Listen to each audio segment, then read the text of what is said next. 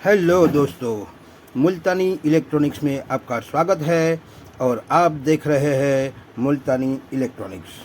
मैं आज आपके लिए लाया हूं एसएमपीएस की फीडबैक से रिलेटेड एक वीडियो, जिसमें मैं आपको बताऊंगा कि एसएमपीएस की फीडबैक सर्किट के कौन से कंपोनेंट खराब होने से हमें क्या क्या आउटपुट देगा या मिलेगा। तो आइए देखते हैं हम इसी डीटीएच के पावर सप्लाई में हम इसको एक एक कंपोनेंट्स को ओपन करेंगे और शॉर्ट करेंगे और आपको दिखाएंगे आउटपुट कितना आता है और कैसे आता है, वो सारी बात मैं आपको समझाऊंगा। तो सबसे पहले हम समझ लेंगे इस डायग्राम के थ्रू कि वो किस तरह से काम करता है और उसका वर्किंग मेथड क्या है। तो सबसे पहले हम ये आपको बता दें कि PWM सेक्शन का काम ज़्यादा से ज़्यादा रफ्तार में स्विचिंग बढ़ाते जाना है और उसी स्पीड में से हमें कौन सा वोल्ट आउटपुट में चाहिए उसके मुताबिक यहाँ पर डिवाइडर सर्किट रखा हुआ होता है और वही तय करता है कि हमें कौन से वोल्टेज आउटपुट पर हमें इसको उसी रफ्तार से चलाना है। यानी कि फीडबैक सर्किट तय करता है कि PWM को किस रफ्तार से हमें चलाना है। तो आज हम देखेंगे कि कौन सा रजिस्टर ओपन करने से क्या होता है। तो पहले समझ लेते हैं इस डायग्राम के थ्रू कि आप मान लीजिए कि हमारा 10K का रजिस्टर ओपन है, तो हमें यहाँ पर आउटपुट कितना मिलेगा। तो सबसे पहले हम यही तय करेंगे। हम यहाँ आएंगे PWM IC में। तो PWM IC वो 0 से शुरू करके अप यानी कि जितना भी इसमें मैक्सिमम वोल्टेज बनाने की ताकत होगी वो उतना बढ़ता जाएगा 1 2 3 5 10 15 20 जो भी उसकी ताकत होगी मैक्सिमम, वहाँ तक वो चला जाएगा। मगर उसको रोकना है तो ये रोकने का काम यानी कि उसको स्थिर करने का काम ये फीडबैक सर्किट करता है। तो हम यहाँ से शुरू करेंगे। जब यहाँ से ये वोल्टेज बनाने का शुरुआत करेगा तब यहाँ पर पहले देख लेते हैं कि 5 वोल्ट यहाँ पर आया, तो यहाँ पर सीधा इस डिवाइडर के थ्रू 2.5 वोल्ट बन जाएंगे। वही 2.5 वोल्ट इस TL431 को मिलेंगे और जैसे ही इसको 2.5 वोल्ट इसके रेफरेंस पॉइंट पर मिलेंगे तो इसका एनोड टू कैथोड कंडक्ट होगा, यानी कि इस नेगेटिव को वो एनोड से कैथोड पास करेगा और यहाँ पर नेगेटिव इसको मिलेगा।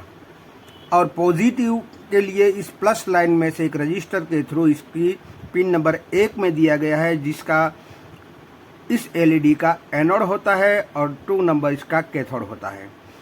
अब यहाँ पॉजिटिव और नेगेटिव 0.08 से लेकर 1.2 वोल्ट यहाँ पर मिलेंगे, तब ये LED जलेगी। अब यही LED यहाँ पर जलेगी तो यहाँ पर 3 और 4 नंबर पर हमारा फोटो ट्रांजिस्टर लगा हुआ होता है, जिसके बेज में अगर उसके प्रकाश मिल जाए यानी कि रोशनी मिल जाए तो 3 से 4 नंबर कंडक्ट होगा, यानी कि 3 वाला नेगेटिव 4 में चला जाएगा और PWM IC को देगा, जिसे ये मैसेज देगा कि बस इसी रफ्तार से हमें चलना है, अब लॉक कर दो। इसी लॉक करने की वजह से हमें यहाँ पर 5 वोल्ट कांस्टेंट मिलता है, क्योंकि जब यहाँ पर 5 वोल्ट मिलता है यहाँ ढाई बनता है, यहाँ ऑप्टोकपलर ऑन होता है और यहाँ पर इससे मैसेज मिल जाता है कि बस वही 5 वोल्ट को यहाँ लॉक कर दीजिए। इसीलिए वहाँ हमें आउटपुट में 5 वोल्ट कांस्टेंट मिलेंगे। अब हमें ये देखना है कि हमारा ये वाला रजिस्टर जो पुल अप रजिस्टर है, जो डिवाइडर का पुल अप रजिस्टर होता है, ये हमारे फीडबैक सर्किट में से ओपन हो जाए तो क्या होगा। तो हम सबसे पहले यहाँ आएंगे। PWM IC अपना वोल्टेज बढ़ाता जाएगा और बढ़ाता जाएगा। बढ़ाते बढ़ाते यहाँ पर 10 वोल्ट तक आ जाएगा, मगर यहाँ पर कुछ इससे मिलेगा नहीं क्योंकि ये ओपन है, जिसकी वजह से यहाँ पर 2.5 वोल्ट बनेगा नहीं। अब 2.5 वोल्ट नहीं बनेगा तो फिर इसके रेफरेंस पॉइंट पर उसको वोल्टेज न मिलने के कारण ये कंडक्ट होगा नहीं, यानी कि एनोड टू कैथोड इसको नेगेटिव वोल्टेज मिलेंगे नहीं। पॉजिटिव तो यहाँ मिलते जाएंगे मगर नेगेटिव नहीं मिलेंगे, इस वजह से ये एलईडी जलेगी नहीं और इसी वजह से हमारा 3 और 4 नंबर पर लगा फोटो ट्रांजिस्टर कंडक्ट होगा नहीं, जिससे नेगेटिव यहाँ से यहाँ आएगा नहीं और उसको मैसेज देगा नहीं, जिसकी वजह से ये लॉक नहीं करेगा, वो अपनी रफ्तार को बढ़ा के ही रखेगा। यानी कि हमें इस रजिस्टर को ओपन होने से करीबन 9 वोल्ट से 10 वोल्ट तक आउटपुट देगा, यानी कि बढ़ेगा, आउटपुट बढ़ेगा यानी कि ज़्यादा आएगा। ठीक है, अब दूसरा ये बात कर लेते हैं कि हम पुल डाउन रजिस्टर, यानी कि जो सेंटर पॉइंट से हमारा नेगेटिव की तरफ एक रजिस्टर होता है डिवाइडर का, वो अगर ओपन हो जाए यहाँ से तो क्या होगा,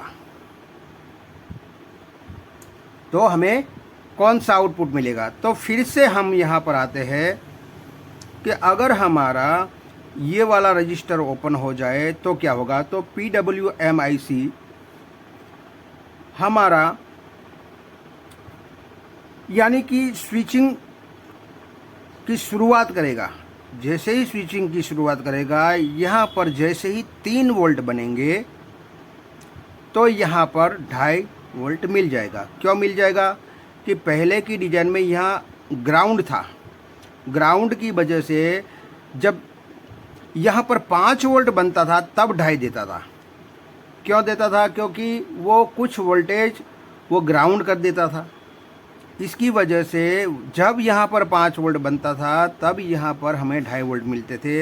अब ये वाला हमारा ग्राउंड वाला पॉइंट जो है हमारा रजिस्टर ओपन हो गया है, इसी वजह से ये ग्राउंड कुछ नहीं करेगा, जिसकी वजह से यहाँ पर 3 वोल्ट आता है। तो ये रजिस्टर जो हमारा लगाया हुआ होता है वो आधा वोल्ट वो अपने में लोड में लेगा और 2.5 वोल्ट दे देगा। जैसे ही 2.5 वोल्ट मिल जाएगा, जैसे ही 2.5 वोल्ट इस रेफरेंस पॉइंट पर मिल जाएगा तो ये TL431 कंडक्ट होगा और नेगेटिव एनोड से कैथोड पास करेगा, जिससे यहाँ नेगेटिव मिल जाएगा, इस वाले रजिस्टर को यहाँ से पॉजिटिव मिल जाएगा, जिसकी वजह से ये एलईडी जलेगी और एलईडी जलने के कारण 3 और 4 नंबर पिन का जो फोटो ट्रांजिस्टर है वो कंडक्ट होगा और 3 वाला नेगेटिव 4 वाले में मिल जाएगा और उससे मैसेज मिल जाएगा कि लॉक कर दो।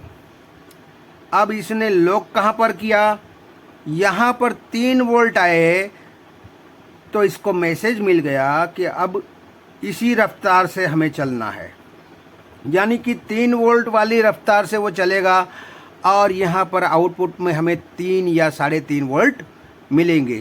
तो आप कह सकते हैं कि यहाँ पर 3 वोल्ट से 3.5 वोल्ट मिलेंगे, के बीच में मिलेंगे, यानी कि इस रजिस्टर के ओपन होने से वोल्टेज कम होगा।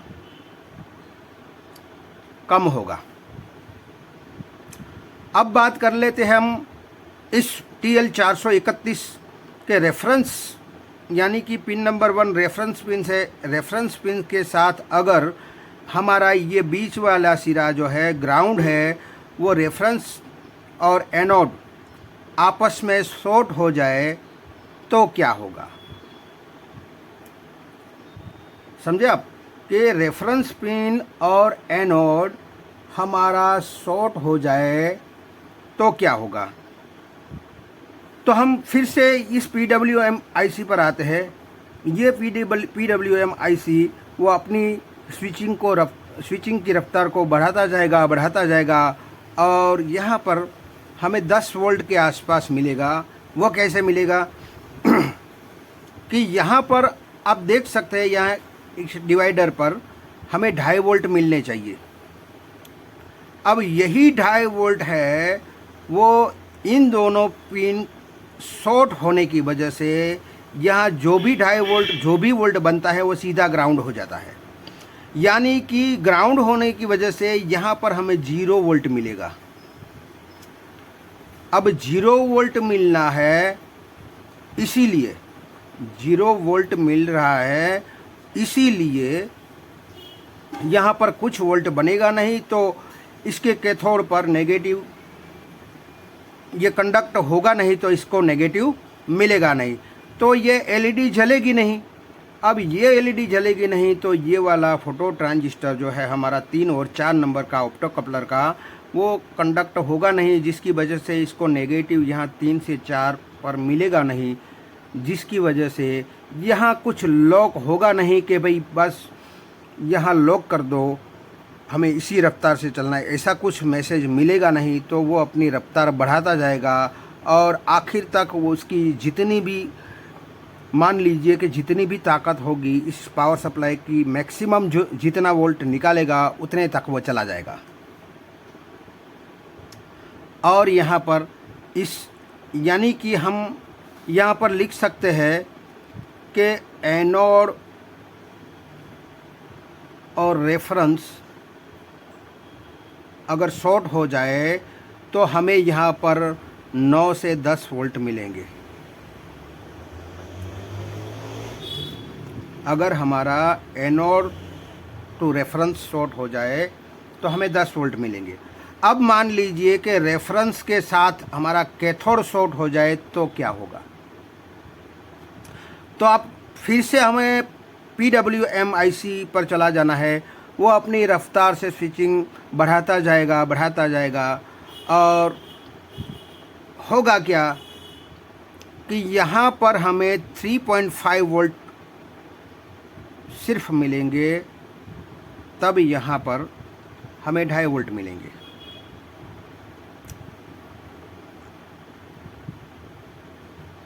और यहाँ पर ये कंडक्ट होगा नहीं, यानी कि 2.5 वोल्ट यहाँ मिलेंगे। जब हमारा यहाँ पर 5 वोल्ट बनता है तब यहाँ पर 2.5 मिलता है, जबकि यहाँ पर जैसे ही 3.5 वोल्ट मिलेंगे तो हमें यहाँ पर 1 वोल्ट मिल जाएगा, क्योंकि इसको ज़रूरत कितनी है, इन दोनों के अकॉर्डिंग 1 वोल्ट की ज़रूरत है। तो सीधा ही वो रेफरेंस पॉइंट से कैथोड तो शॉर्ट है हमारा, तो सीधा ही यहाँ वोल्टेज मिल जाएगा। और वो भी वोल्टेज कितना मिलेगा, क्योंकि नेगेटिव वोल्ट चाहिए तो नेगेटिव वोल्ट इसको इस रजिस्टर के थ्रू मिल जाएगा, इस रजिस्टर के थ्रू यहाँ पर इसे मिल जाएगा। तो जैसे ही 1 वोल्ट मिलेगा, अभी 2.5 तो बनाने भी नहीं देगा, वो जैसे ही 1 वोल्ट पर पहुँचेगा, यहाँ पर 3.5 वोल्ट बनने से या 3 वोल्ट बनने से यहाँ 1 वोल्ट बन जाएगा, तो सीधा ही वो इस एलईडी को ऑन कर देगा। और जैसे ही एलईडी ऑन होगी तो 3.4 वोल्ट, यानी कि 3 नंबर से 4 नंबर पर ये नेगेटिव चला जाएगा और मैसेज मिल जाएगा हमें इसी स्पीड से चलना है, लॉक कर देगा। अब होगा क्या कि यहाँ पर हमें, अगर मान लीजिए कि रेफरेंस पॉइंट और कैथोड पॉइंट हमारा अगर शॉर्ट हो जाए तो हमें यहाँ 3 से 3.5 वोल्ट मिलेगा, यानी कि कम मिलेगा। अब एक और भी देख लेते हैं कि अगर हमारा एनोड टू कैथोड अगर हमें शॉर्ट मिल जाए तो क्या होगा। तो फिर से PWM IC में तो फिर क्या होगा कि हमारा यहाँ पर पहले वाले में हमने देखा कि रेफरेंस पॉइंट टू कैथोड में एक रजिस्टर के थ्रू इससे वोल्टेज मिलने से यहाँ पर वोल्टेज आउटपुट में हमें क्या दिया, तो कि 3 वोल्ट से 3.5 वोल्ट यानी कि कम हुए।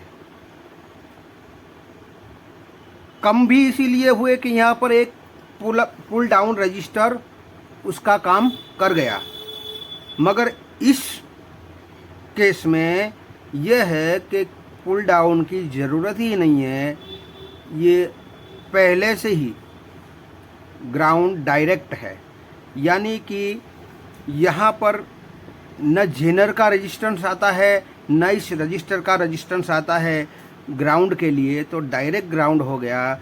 तो PWM जैसे ही ये स्विचिंग की शुरुआत करेगी, अभी 1 वोल्ट भी 1 या 1.5 वोल्ट यहाँ पर बनेगा, तो फ़ौरन उसको यहाँ पर उसको 0.08 वोल्ट मिल जाएंगे और LED ग्लो हो जाएगी और ये कंडक्ट होगा, उसे मैसेज मिल जाएगा कि भाई लॉक कर दो, इसी स्पीड से हमें चलना है। तो यहाँ पर हमें ये एनोड टू कैथोड शॉर्ट हो जाए, यानी कि हम लिख सकते हैं कि एनोड टू कैथोड शॉर्ट हो जाए तो हमारा यहाँ पर 1 वोल्ट से 1.2 वोल्ट हो सकता है। अब हम देखेंगे कि उसी के मुताबिक हम इस पीएफ वाला सिरा तो हमारा उसी में आ गया कि जब रेफरेंस और कैथोड शॉर्ट हो जाए या पीएफ शॉर्ट हो जाए, दोनों एक ही बात है, तो उसमें भी यही रिजल्ट हमें मिलेगा। अब देख लेते हैं हम ये वाला जो 1 नंबर ऑप्टोकपलर का है और 2 नंबर है, वो आपस में शॉर्ट हो जाए तो क्या होगा। तो मान के चलिए कि हमारा 1 और 2 नंबर शॉर्ट हो जाए तो हमारे ऑप्टोकपलर की LED जलेगी नहीं, तो ये कंडक्ट होगा नहीं, और ये कंडक्ट नहीं होगा तो इससे मैसेज मिलेगा नहीं। तो मैसेज न मिलने से ये अपना वोल्टेज को बढ़ाता जाएगा उसके मैक्सिमम वोल्टेज की तरफ, जो जितना भी मैक्सिमम उसका वोल्टेज होगा वहाँ तक चला जाएगा। यानी कि हमारा ऑप्टोकपलर का 1 और 2 नंबर शॉर्ट हो जाए तो हमें यहाँ पर 9 से 10 वोल्ट मिलेगा। अब हम ये भी चेक कर लेते हैं कि हमारा ये ओपन हो जाए, ये हमारा ओपन हो जाए 1 से 2 नंबर, तो क्या होगा। यानी कि ओपन के लिए वही बात हुई कि हमारा LED जलेगा नहीं, तो ये 3 और 4 नंबर की पिन ऑप्टोकपलर की कंडक्ट होगी नहीं और मैसेज मिलेगा नहीं, तो फिर से वो मैक्सिमम वोल्टेज की तरफ चला जाएगा, यानी कि 9 से 10 वोल्ट हमारा यहाँ पर मिलेगा।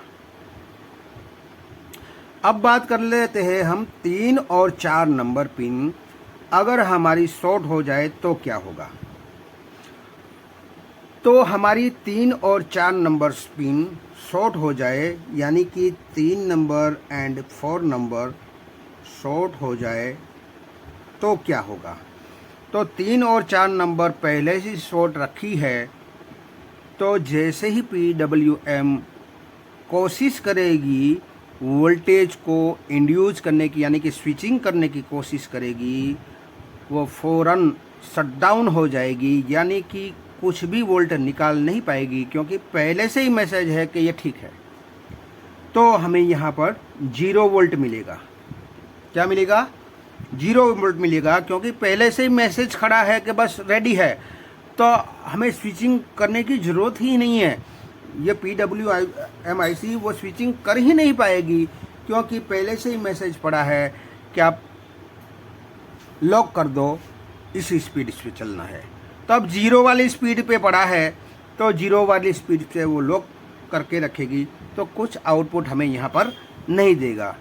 अब यही 3 और 4 नंबर अगर ओपन हो जाए, यानी कि ओपन हो जाए, तो क्या होगा। तो हमें यही मैसेज मिलेगा कि ओपन हो जाए, यानी कि ये कंडक्ट नहीं हो पाएगा, तो इससे मैसेज नहीं मिलेगा, और मैसेज नहीं मिलेगा तो वो अपनी स्पीड स्विचिंग की बढ़ाता जाएगा जब तक कि उसका मैक्सिमम पॉइंट ना आ जाए। यानी कि यहाँ वोल्टेज बढ़ते हुए मिलेंगे 9 से 10 तक। 10 वोल्ट के आसपास। तो यही बात समझनी है हमें कि कौन से पार्ट ख़राब होने से हमें अंदाज़ा होना चाहिए कि वहाँ पर वोल्टेज बढ़ेगा या कम होगा या कुछ नहीं आएगा आउटपुट, वो हमें अंदाज़ा लगा लेना है। और इसी तरह से आप अंदाज़ा लगा सकते हैं तो हमें ये फीडबैक सर्किट को रिपेयर करना बहुत ही आसान हो जाएगा। और एक बात आपको बता दूं कि हमें फीडबैक सर्किट का अगर हमें मालूम हो कि हमारा 5 वोल्ट का ये एसएमपीएस आउटपुट देता है, तो हमें इस फीडबैक सर्किट को चेक करने का बहुत ही आसान तरीका है कि इस डिवाइडर सर्किट या तो फिर हमारा इस TL431 का रेफरेंस पिन जो 1 नंबर होता है वहाँ पर हमें 2.5 वोल्ट चेक करने हैं। अगर 2.5 वोल्ट यहाँ पर आ जाते हैं, यानी कि अंदाजे से 2.4 से लेकर 2.5 हो सकता है उसके बीच में, तो उतना वोल्टेज यहाँ आ जाता है तो यहाँ पर हमारा डिवाइडर सर्किट कंप्लीट है। और अगर हमें TL431 का अंदाज़ा लगाना है कि उसका सर्किट रेडी है या नहीं है, तो हमें यहाँ पर इसके अकॉर्डिंग 1 नंबर और 2 नंबर ऑप्टो कपलर की पिन पर 0.8 से लेकर 1.2 के बीच में अगर वोल्टेज हमें यहाँ मिल जाते हैं तो हमारा TL431 वाला जो सेक्शन है वो ओके है और डिवाइडर भी ओके है। तो सबसे पहले इन दोनों वोल्टेज को चेक करके आप सेक्शन को पहचान सकते हैं कि इतना सेक्शन ओके है या इतना सेक्शन ओके है। तो यही सबसे बड़ी टिप है कि 2.5 वोल्ट और 0.8 से लेकर 1.2 तक के बीच में वोल्टेज यहाँ आ जाए तो ये हमारा इतना वाला एरिया सही है। अब हमें बदलने की ज़रूरत पड़ेगी तो सिर्फ 817 ऑप्टो कपलर। तो अब मैं आपको प्रैक्टिकल करके दिखाऊंगा, एक एक सामान को मैं आपको छुड़वा के दिखाऊंगा कि हमारा जो ये अभी तक का रिजल्ट है उसके आसपास है कि नहीं। तो चलिए चलते हैं हमारे इस DTH पावर सप्लाई के बोर्ड पर एक एक सामान को छुड़वा कर हम देखते हैं। तो आप देख सकते हैं कि ये DTH का पावर सप्लाई है जो मैंने यहाँ पर आपको दिखाना चाहता हूँ कि यहाँ पर मैंने ये वाला जो रजिस्टर है ये वाला ये ओपन करके रखा है। ये जो है डिवाइडर का पुल अप रजिस्टर है, यानी कि ये वाला रजिस्टर मैंने ओपन करके रखा है जिसके हम वोल्टेज नापेंगे कि वहाँ पर कितना आता है। तो हम वोल्टेज नापेंगे कि कितना वोल्टेज हमें आउटपुट में देता है। तो हम यहाँ पर प्रोब रखते हैं और सर्किट को चालू करते हैं। तो हमें यहाँ पर 10 वोल्ट मिला, देख सकते हैं आप 10 वोल्ट मिला, यानी कि हमारा यहाँ पर 9 से 10 वोल्ट जो हमने लिखा था उतना ही यहाँ इस रजिस्टर को ओपन करने से हमें यहाँ पर मिला। अब आप देख सकते हैं मैंने यहाँ पर पुल अप वाला रजिस्टर जो था, यहाँ जो 5 वोल्ट से हमें 5 वोल्ट से यहाँ पुल अप वाला रजिस्टर ओपन करके हमने दिखा दिया आपको। अब मैं पुल डाउन का रजिस्टर जो यहाँ वाला है वो ओपन करके दिखाता हूँ। आप देख सकते हैं मैंने पुल डाउन का दूसरा वाला रजिस्टर जो है यहाँ पर वो मैंने ओपन करके आपको दिखाऊंगा कि कितना वोल्टेज हमें देता है। तो आप देख सकते हैं कि मैंने यहाँ पर मीटर को रख दिया है और मैं चेक करने जा रहा हूँ कि हमें कितना वोल्टेज यहाँ पर देता है। तो मैं ऑन कर रहा हूँ। तो जैसे ही ऑन मैंने किया तो यहाँ पर 3 वोल्ट दिखाई दिए, 3.13 वोल्ट दिखाई दिए। यानी कि अब हम देखते हैं कि हमारे यहाँ जो हमने लिख के रखा है वो मिलता है कि नहीं। यानी कि 3 वोल्ट से 3.5 वोल्ट मैंने लिखा था जो कम होगा। तो यहाँ हमारा आउटपुट इस रजिस्टर को, इस पुल डाउन रजिस्टर को ओपन करने से हमें 3 वोल्ट से 3.5 वोल्ट यानी कि 3.1 मिले, यानी कि कम हुए, यानी कि हम उसके आसपास ही हमें वोल्टेज मिले। अब हम देखते हैं कि हमारा यहाँ पर रेफरेंस पॉइंट जो हमारा ऑप्टो कपलर है उसका रेफरेंस पॉइंट यानी कि पिन नंबर 1 और पिन नंबर 2 यानी कि एनोड जो हमारा ग्राउंड होता है उसको ओपन करने से हमें क्या वोल्टेज मिलेंगे वो हम आपको ओपन करके यानी कि शॉर्ट करके हम दिखाएंगे। रेफरेंस और एनोड को शॉर्ट करके दिखाएंगे कि हमें क्या वोल्टेज मिलते हैं। तो आप देख सकते हैं मैंने पुल डाउन रजिस्टर को जोड़ दिया है और यहाँ पर जो 3 वायर होता है 1 नंबर और 2 नंबर पिन को मैंने शॉर्ट कर दिया है। अब हमें इस TL431 को 1 नंबर और 2 नंबर की पिन यानी कि रेफरेंस पिन और एनोड पिन को मैंने आपस में शॉर्ट कर दिया है। अब हमें कितना आउटपुट मिलेगा वो हम देखेंगे।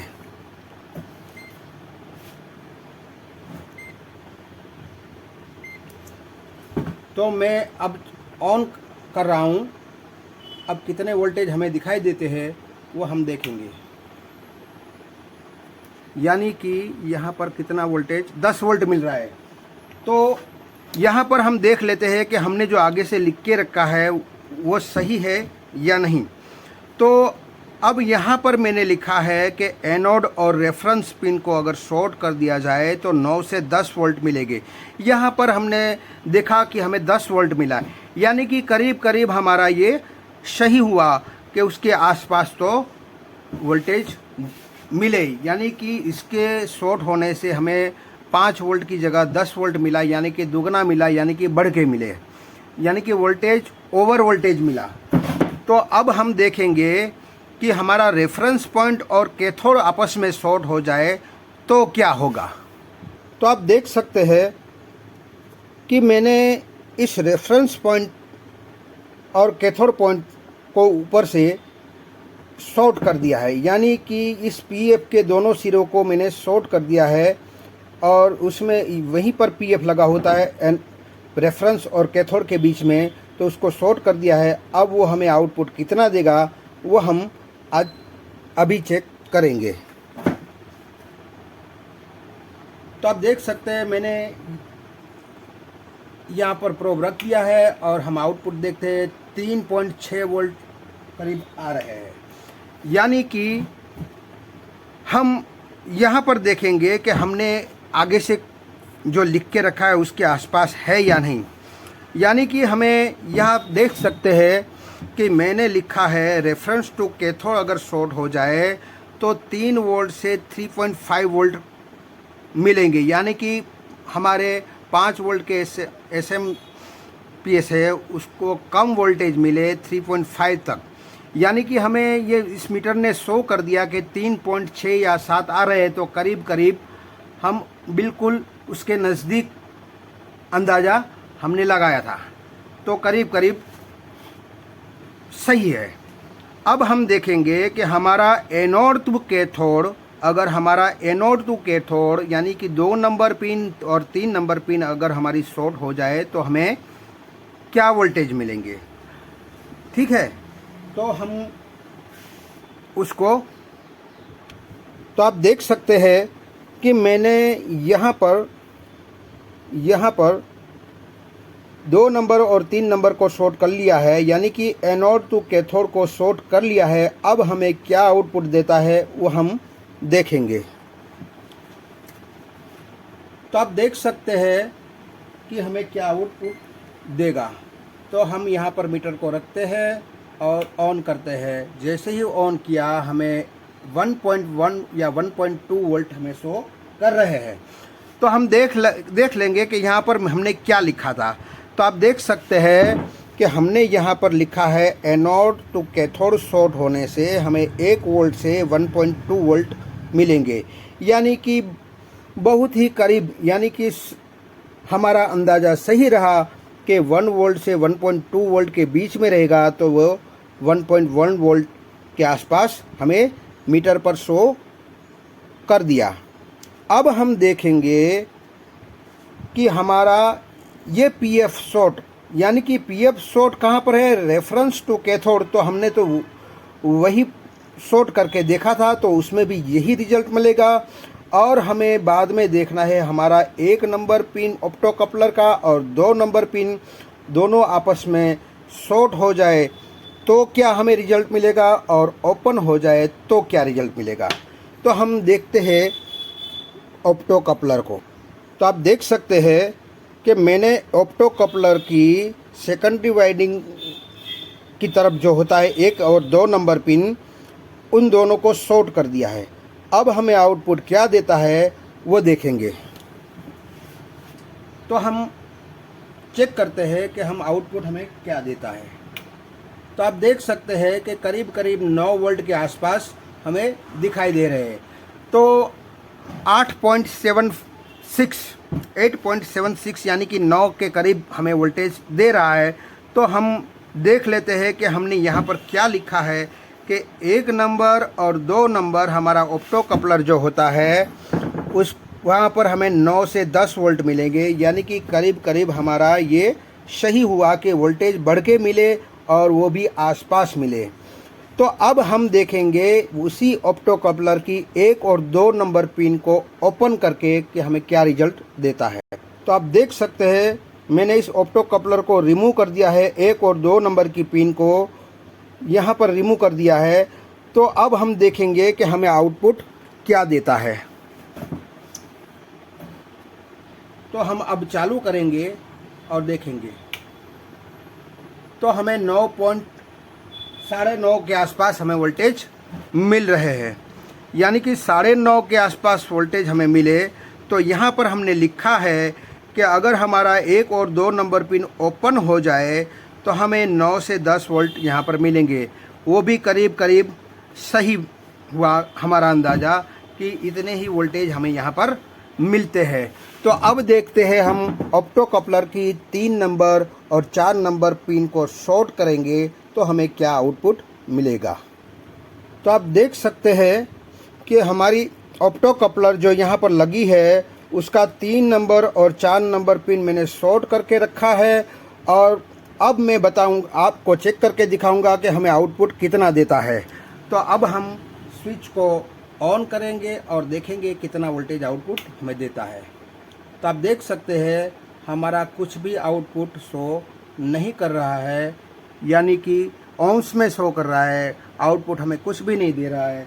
तो हम कह सकते हैं कि हमारा यहाँ पर 0 वोल्ट मिलता है। तो हमने क्या लिखा है कि यहाँ पर 3 और 4 नंबर अगर हमारा 3 नंबर और 4 नंबर अगर हमारा शॉर्ट हो जाए तो हमें 0 वोल्ट शो करेगा। और अगर हमें ओपन करने से हमें क्या वोल्टेज मिलता है वो अब हम देखेंगे। आप देख सकते हैं कि मैंने 3 और 4 नंबर ऑप्टो कपलर की पिन को रिमूव करके रखा है। और अब हम चेक करेंगे कि हमें आउटपुट में क्या वोल्टेज मिल रहा है। तो अब हम स्विच को ऑन करते हैं कि हमें मालूम हो जाए कि कितना वोल्ट आउटपुट हमें देता है। तो ये हमने ऑन कर दिया और करीब करीब 9 वोल्ट के आसपास, यानी कि 88 वोल्ट के आसपास, यानी कि 9 वोल्ट के आसपास हमें आउटपुट मिल रहा है। तो हमने यहाँ पर क्या लिखा था अंदाजे से कि अगर हमारा ऑप्टो कपलर ओपन हो जाए तो हमें करीब करीब 9 से 10 वोल्ट, यानी कि 9 वोल्ट, यानी कि करीब करीब सही हुआ। तो ये सारी जानकारी जो मैंने अंदाजे से लगाई थी वहाँ नज़दीकी से वहीं पर सही निकला और पूरा आपस में ज़्यादा फ़र्क नहीं रहा। पॉइंट या 1 वोल्ट या पॉइंट में ही कुछ प्लस माइनस हुआ। तो हमारा अंदाज़ा सही रहा। तो कैसा लगा मेरा वीडियो? अब आई होप कि अच्छा लगा होगा। तो अच्छा लगा हो तो मेरी इस चैनल को लाइक कीजिए, सब्सक्राइब कीजिए, बेल आइकन को प्रेस कीजिए और खुश रहिए। शबा खैर।